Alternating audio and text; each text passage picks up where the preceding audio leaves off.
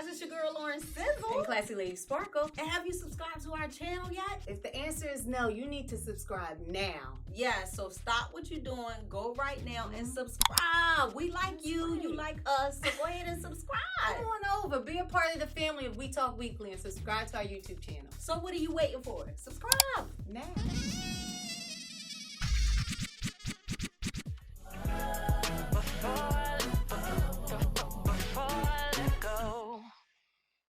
Before I let go, shout out to B, man. Beyonce in the building, man. I'm so glad that she did that rendition of that, man, because now, it's going to shed light on the original. Yeah, and what I like also about it is that it, has the college, the college feel, the marching band, all that good stuff, and she just, just makes me think about HBCUs. Yeah, I know that's I don't know about anybody else, but it does that for me. So this your boy Charles Gregory, the beautiful Lauren Sizzle, the beautiful Classy Lady Sparkle. And we in the building, man. And today we have somebody with whom I have a tremendous amount of respect for, a good friend of mine. But before I go into like my little spiel, because sometimes I get long-winded, especially with somebody that's near and dear to me. And so let me just throw it to the sizzle. Who we got coming in today? So we have a gentleman who has built a reputation at Temple as the Rappin Professor. He is a Temple University professor, and we have him on the show to discuss his recent success. I don't want to say that part, but we have him on the show to discuss his recent success. I want him to talk about it. No doubt. I was going to read that, but that kind of gives There it you away. go. So we got my man in the building, my homie, all day, you know what I'm saying? And check this out, man. So shout out to Phi Beta Sigma Fraternity Incorporated, man. We got a shout out to the Divine Nine, man. We got a shout out because the love is love. And we've been talking about HBCUs. We've been talking about, monies and people who got money, and it's one of those things, man. So without further ado, my brother, my friend Aaron Smith, the Rappin Professor, in the building, man. And I ain't been on a microphone enough in a long time for those that know. So, I'm a little backed up. I'm ready to talk today. Let's talk this talk. We talk weekly. Y'all know what it is. Rappin Professor in the building. I'm back on a microphone. I done missed this right here. How y'all doing? Shout out to you. So before we talk about that now, that's a great transition. Let's start there, you being on the mic, because, morning show, word is exclusive for real. Real talk. You know what I'm saying? Yeah, you got me the right day.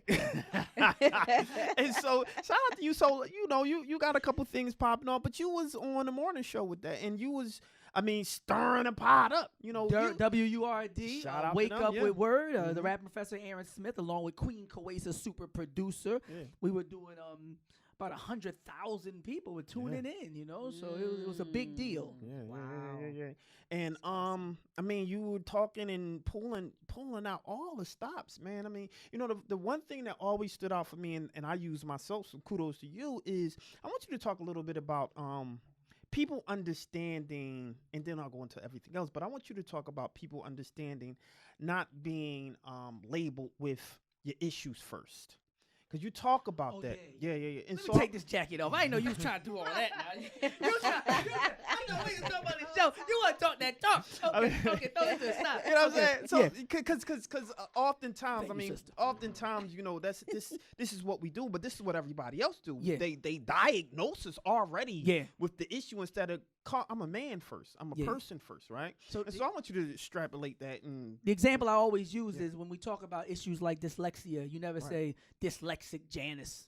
Right. You say Janice who struggles with dyslexia. Right. But when it comes to things like economics, we'll say low income people. Mm-hmm. And I'm like, wait, can I be a person first? Right. And then you talk about my situation and my circumstance, and I make that my identity. So I've really been on like a one-man crusade to stop people from pathologizing people based on their so-called net worth, and to really link a value to how much money you have. Because then we act surprised when people start tripping and acting different and catching the vapors. Back then you didn't want me, now I'm hot, you're all on me. And the clout chasing, like this has been a decades-old thing because the way that the society structures it is, if you don't have any money, then you don't have anything, no self-worth, because your worth is connected to how much you have. And I said, we got to reverse that, because you can't expect people to change their situation when you're already labeling them as less than human.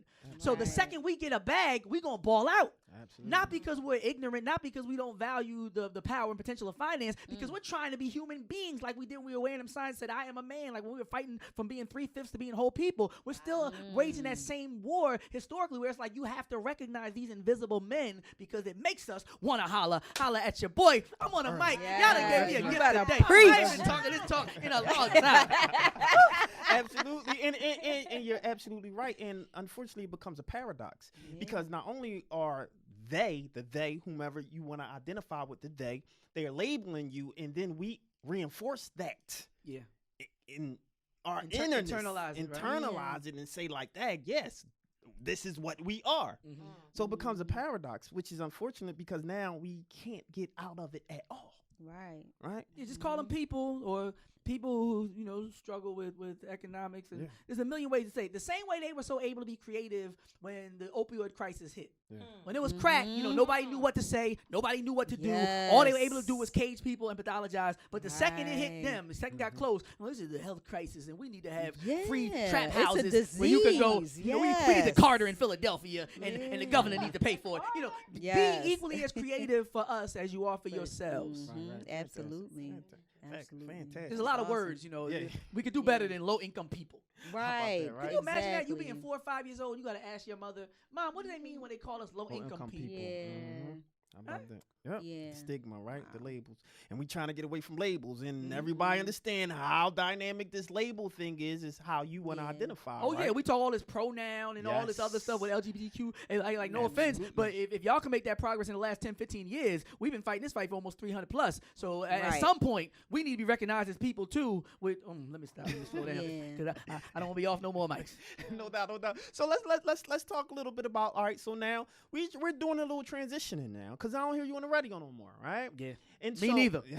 I'm out on the street though. Show on the go. That's where First episode is debuting this week. Shouts out to WRD. We're at Broad and Olney. Right. Rob Murray, they're doing something called Put the Guns Down, Pick the Gloves Up. Right. So, get back to that knuckle game. Guard your grill, knuckle up. Shouts out to Tretch, Naughty by Nature. That's a little Jersey plug right there. Hip hop. Yeah. No doubt. So no, that's good because I just want to make sure that people understand that it's a natural progression. So we're not saying that he's just off the radio. No. What we're saying is like, it's Word TV. It is Word TV. It might be time to do more TV. That's a good transition. There you go. Catch it. Ollie, you don't. Right here, we talk weekly. Your boy Charles Gregory, right? That's how it goes. We talk weekly. We in the building, right? And so it's just one of those things. So shout out to you. So you've been making fantastic moves, some waves now, right? Your name is bubbling a lot. Radio, now the TV. Now we're talking more TV now, right? Because you were just seen somewhere else, right? Yeah. And very successful in it, and a prize was awarded, right? So let's talk a little bit about that. You've been doing your little press run. Yeah, they call me Scottie Pippen. Because when you stand next to Jordan, shouts out to Martin, the music man, the music master.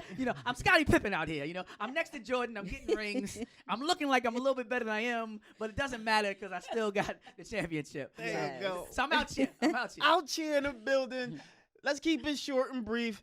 He just won a milli, right? Off of Shazam, a milli. Well, I want to have a milli. Yeah, well, half a milli because you was there with your brother. Yeah, my brother won a milli, but he loves me so much. Okay? He split it 50-50, even though I only gave like 5% of the answers. But I did a lot of dancing. Yeah, there you go. And dancers make a lot of money. And that's what you do. You do a lot. You are Showtime. I don't want to get into Showtime. Shout out to Bobby Secret for the. You already know. Evil upside down. Blue body, you know. So check this out, right? And so it's inside thing. I'm sorry. This we I love what I love what I do. I love what's going on here, right? And so you won, y'all won, you and your brother. Shazam. First of all, let's talk a little bit about Shazam. What is Shazam for the people who haven't seen it? Shazam is the app that identifies the music, and Beat Shazam is in season 3 with host Jamie Foxx, and Corinne Fox is the DJ, and it is just an amazing good time. It's like Name That Tune on steroids, and everybody needs to tune in. They're going to replay our episode this Friday on Fox at 8 p.m., and you can log on to the app as well. They give you a little free trial so you can check us out. Beat Shazam. It's a movement, and I think after this past episode, it was the biggest comeback in the history of the season of the franchise, and only 2 people have won the whole thing before this. So only the 3rd group to win the million. Fantastic. So, what were your thoughts when you had 0 Had let me tell nothing you. at all. Let me Like, what tell were you. you thinking? Let me tell you. Like, Gang, gang, bang, bang. Nah, shouts out to the block. Because you ever see somebody with no money, but they swag is crazy, right? Be on the block, posted up, and you be like, yo, it's like 2 o'clock. He don't have no job. And, you know, he's not counting no re-up or nothing, but he just got this swag about him. That's just how I like to feel. There's a song called Doing the Butt by EU, and every time I go somewhere, I just think, walked in this place, right? That's how I feel. Like, I'm just walking in. And I was like, we gonna be all right. And if you watch the video, it's almost like I didn't know what my score was. You know, because you got to convince yourself, you know, that you doing it. You would have thought that it said, you know, we was in the lead. By the way, I was dancing around a couple of times, but it was a lesson. I always say that my name, Fearless, on the radio was not just a moniker. It's a message to the world to fear less. You know what I mean? Like, I really think if people just can get their mind around success, and if they wake up with a certain mentality, people say, what type of time you on? And I always say my ancestral mandate, AM. I wake up thinking about the ancestors. AM, ancestral mandate. I got to go because Harriet did. I got to go because Malcolm did. I can't play. I can't be afraid. I got to take chances. And also, when I wake up in the morning, my first thoughts, if your first thought is, how can I hit the snooze button? Like, how you gonna get to 1 million with that thought? right. If your first thought is like Soldier Boy, hopped up out the bed, right? If you get up like, yo, it's on again. Oh, I'm breathing. Oh, I did it. I made it. Oh, I'm not dead. Oh, yes, let's go. Let's get it, right? If I'm thinking like that, it only makes sense that the trajectory of my life adjusts itself accordingly, and the universe responds to me accordingly. And that's why when my brother thought to have somebody on the show, he said, I need somebody so positive that even at 0, he has $1 million mentality. Yes. Hallelujah. Hallelujah, somebody. There you go. I'm about to pass a plate. Yes, That's put a that good word. energy out That's a there. good word. Put that energy out And you there. get what you give. Absolutely. You go around, Absolutely. and it was funny because somebody said to me, when did you take the show? I said, in January. And they said, that's why you were so gracious when they made those changes on WID. I said, well, it had a little something to do with it. It helps. The bag helps you to be more gracious if you use it right. You know, sometimes the bag makes people get crazy and be like, everybody didn't like me, now what? You know, but if you got a little bit of grace in you, I guess it's like alcohol. You know, it brings out the true person. So it was easier for me to say, you know what? Everything has its season. That's right. And it may just be time for me to go somewhere else and Mm-hmm. count my money. Yeah. No, but it was a beautiful opportunity, and I do believe that if I didn't get fired from other jobs, if I didn't lose other opportunities, I remember when I called you up one time, and I was about to do the board dirty. There was a professor who was offending me, and I was about to go straight Section 8 on campus, and I was like, I think I was walking to go do it, and I think I saw you on campus, and you was like, "Come on, man, chill, it ain't, it ain't worth it." And I was like, don't tell me what it's worth. I'm about to tell you what's about to happen. I know where the ball's at, and I'm gonna get up. And he basically talked to me like divine intervention. You know, you see the OG, he pull your collar, he's like, yo, I would have never been on Shazam. I would have been locked up, right? And I would have been serving some time writing to y'all, talking about listen to the show every day, from a cell. No, but it's important for people to understand how these things work.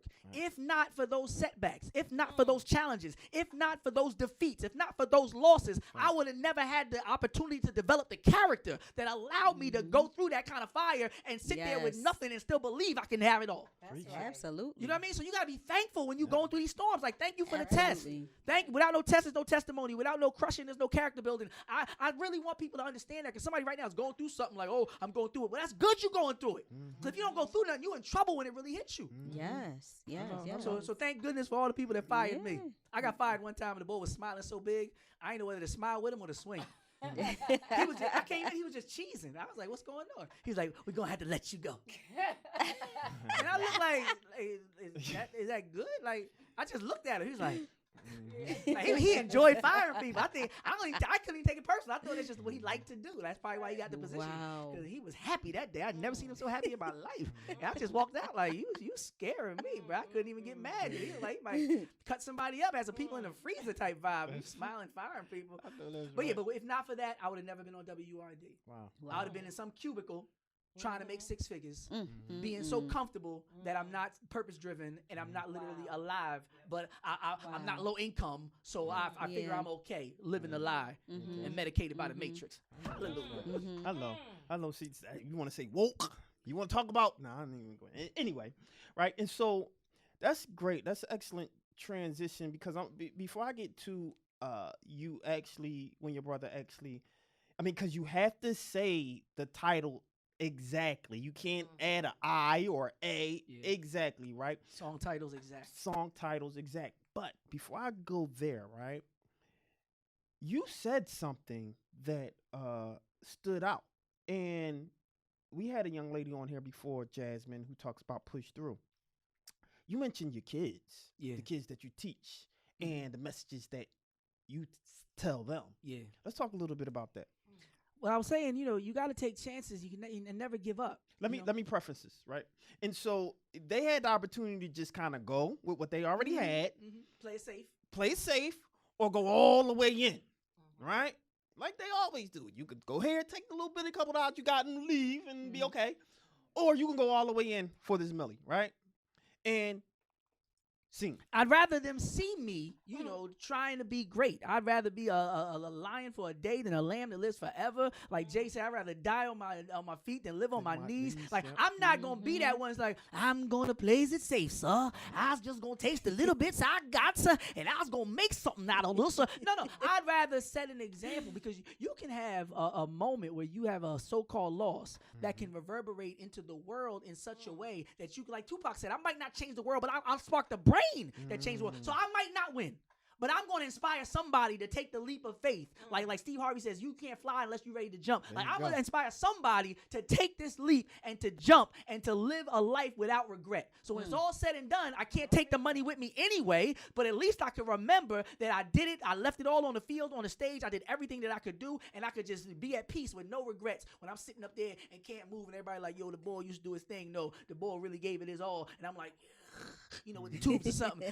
I just want to make sure that when it's all said and done, I did it, to its fullest. Right. I didn't halfway it. I didn't sort of. I can't be called fearless, and I'm operating from a spirit of fear. Fear and faith can't occupy the same space. If I'm going to say I'm faithful, then I got to trust that even if I lose, that's what's meant to happen.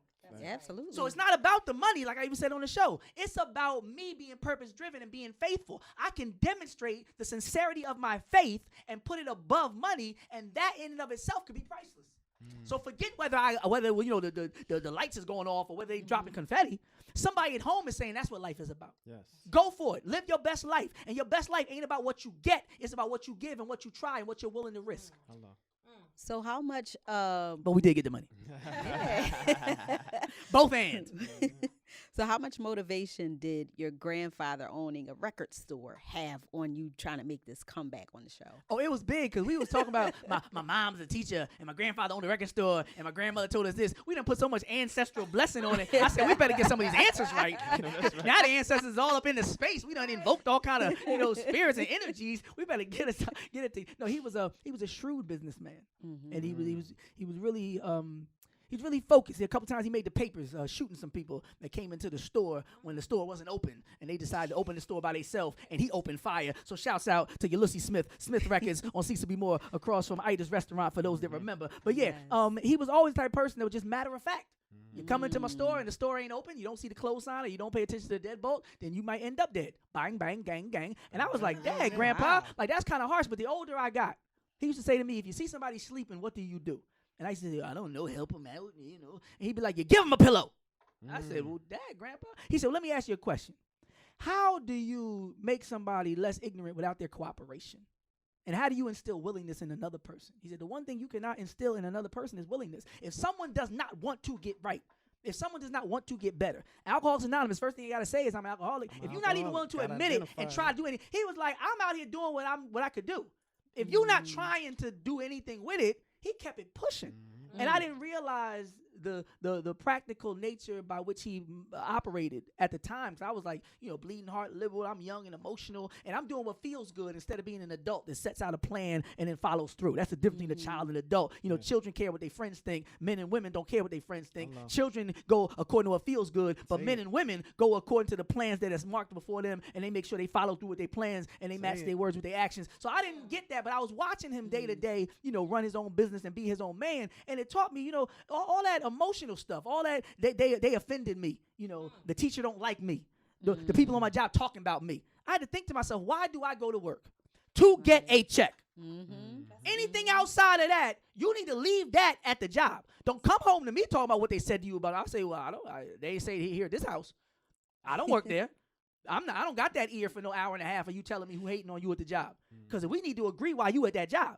Yeah, if you at that job to make friends, then we could talk. We could spend this whole dinner about who don't like you on the job, how they trying to get rid of you, how they hating on you, and all that. But if we can agree that the reason why you got this job is to pay your bills, then until your check don't clear, the job stays at the job, and when you get home, we talking home stuff. Right. And that's how it's grown talk, you know, because a lot of people want to talk, oh, they don't like me, and I knew she didn't hate you, hating on me. And, oh, so what? I never see a resume that said, I'm here to be liked. I would love to make some nice friends to go to lunch with. The second you lose the job, they don't call you no way. All your so-called job friends. Yes. Maybe it's different here. Y'all seem like a little more family-oriented. Y'all might still DM each other. But on a normal job, I was working at the other station, and Jay-Z had the blueprint too. No, the hangar tour. Whichever one he did, the flying around different cities. He had the tour date, and we went to the event. It was an exclusive event. And I had the phone with the snake game on it, the big Nokia brick, right? My phone had 41 missed calls. 41 missed calls of people trying to get in that event. Whether they were trying to find out if I got tickets, whether they were outside, whether they just heard about the radio. See, 41 missed calls. This was the life I was living. And it makes you think on some level, wow, people feeling me. People like me. People know I'm out here. You know, so I'm 41. You know, 2 weeks later, I stopped working at the station. I'll never forget. I was watching TV. I looked at my phone at the end of the day. It said nothing. It said Nokia. I hadn't seen that in like a couple years. I was like, oh, that's who make this joint, right? So from 41 missed calls in less than an hour and a half to 0 calls. It's a wake-up call. Don't nobody out here like you. They like what you could do for them. Right. And that's why it was so beautiful to be on the show and win with family. Win with somebody I shared a room with for over a decade. Win with somebody who I know would have my back if I never made another $1 a day in my life. So shouts out to Martin Smith Brothers. Yes, So he's the other half that's not here. Exactly, the other half, the brother. So let's talk about that real quick because we only got a couple more minutes. Okay. But I want to know what went through your mind the minute that y'all made the decision, bro, I'm going to let you do it. Song plays. Boom, he pressed the button. Yeah. He says the title and sing. And then he started making faces. Because I was looking like, that was quick, you know. I was feeling good about the time, but then he started like looking around, and I said, wait, what's going on, you know? And he looked like he was questioning himself. But the beauty of it is, you know, sometimes like when you work with young people, they say never go with your first impulse. Like you see a child with both hands in the toilet when you come in, you say you want to say, what the heck's wrong with you? But you can't say that as a professional. So you say, now is that a good choice? You know, but it's the opposite when it comes to things like game shows or when it comes to things like danger. Sometimes you gotta trust your gut. You meet somebody and you just get all the spider tingling in the wrong way, then you just cancel the date. I don't care if it's speed dating, online, nothing. You know, because something will tell you this ain't working. You know, when it comes to things like that, whatever came to your mind and in your spirit, when you knew you only had a point so many seconds, you go with that. And you try. And I'm glad he at least went with it. You second guessing after is fine because the buzzer was already hit. And like I said before he went, I said I got faith because I really feel like things are meant to be. Like I have deja vu all the time, and I'll be like, it feel like I was here. I don't know about y'all, but something is up. And like, so I just knew that if it was in the cards for us to win, we was gonna win. And we seemed to, especially in the first 17 minutes, do everything to the contrary because we had 0 up to 18 minutes in the show. I just heard about that. I said 18 minutes. It was torture. So missing Motown and everything with my black on the radio self. You know? I said the Rappin Professor, not the Motown Professor. You know, but shouts out. You know, we got the answer. We just got it slow. You know, people was acting like, we didn't know who they were and everything. I was like, chill out, brother. You know, I got my black card back. But did you have concerns because you two don't like the same music? Like you have different tastes. Oh no, in we music. knew that was our strength.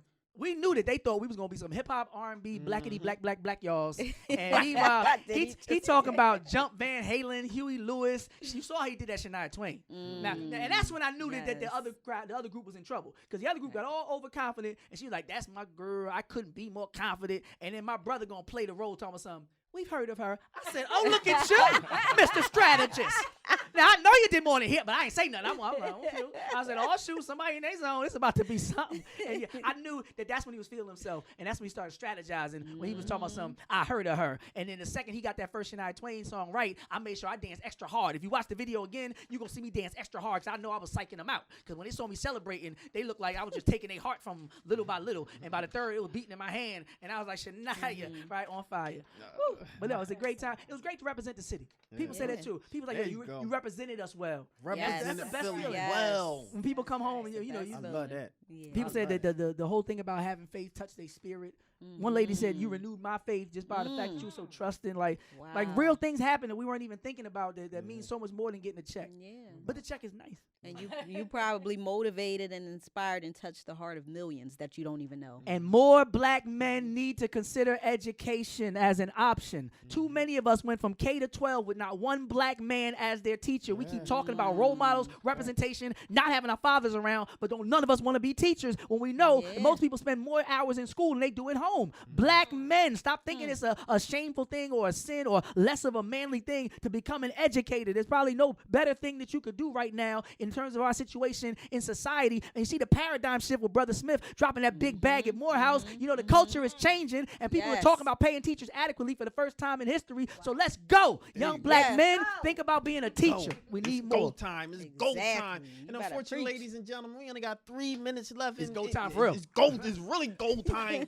And you know, and as you say, you know, and you know, when it comes to us and everything that we preach is definitely giving back, especially as it relates to the youth, man, and teaching them how important this thing is, especially with STEAM, which you had the opportunity to go ahead and speak on a panel for Project STEAM. So shout out to you. And if you feel like you want to make a generous donation to Project STEAM 501c3, you're more than welcome to do that and make a commitment. No, I got a tax benefit. I got a nice short list. That's the beauty of being low so long. Yep. That's like when Meek had the Grand Hustle deal, but then he got locked up. And he said empty courtroom when the judge read my verdict. You know what I'm saying? Like, because if he had made it the first time with T.I., the whole Berkshire, everybody would have been there. Yes. But now that he got to fall before he got on, another blessing. Right. You know, Jay-Z said, when the grass is cut, the snakes will show. I got to thank a little homie Nash for that, though, right? So thank you for booking me. You hating judge.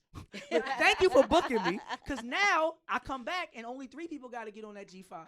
Yeah, exactly. Before it was gonna be a whole like bus, 30, like Lil Wayne getting booked in New York for a gun because everybody on the bus smoking weed and got the guns, and he ended up doing no. Let me see what it is. So it was beautiful when I did the watch party. Nobody knew I won.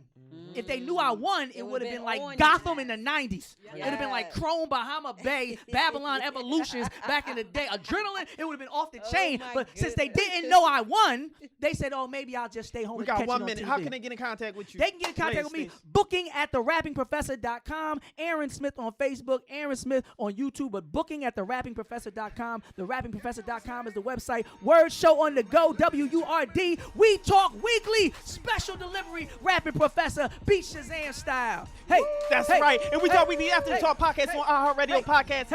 Spotify, Spreaker, and make sure you listen to our podcast, binge listen to our shows. Like and follow us on We Talk Weekly Facebook page, and download the tune in app. Look for WPPMLP 106.5 FM and Tuesday at 7 p.m. We Talk Weekly after the talk. Follow us on Instagram, Twitter, Facebook at We Talk Weekly, at Charles Gregory, at Lawrence_Sizzle, at Sparkle Prices 1. Subscribe to our We Talk Weekly YouTube channel. And if you're in Philly, catch us every Monday night, 9:30, Comcast 66, Verizon 529:30. We Talk Weekly is now available on Higher Than 7 TV, so make sure you go to higherthan7.com, subscribe, and look for who? We Talk Weekly. Check this out. We Talk Weekly. Shout out to Afro Philly MBG Network. We Talk Weekly is now syndicated. You can find us in Atlanta, Birmingham, Chicago, Delaware, Houston, Jacksonville, Los Angeles, Miami, Newark, New Jersey, Philly, and all across the nation. Who do you look for? We Talk Weekly. Unfortunately, we gotta go. It's 8 o'clock. We out here like last year. Holla! Favorite love quote. Put the gun.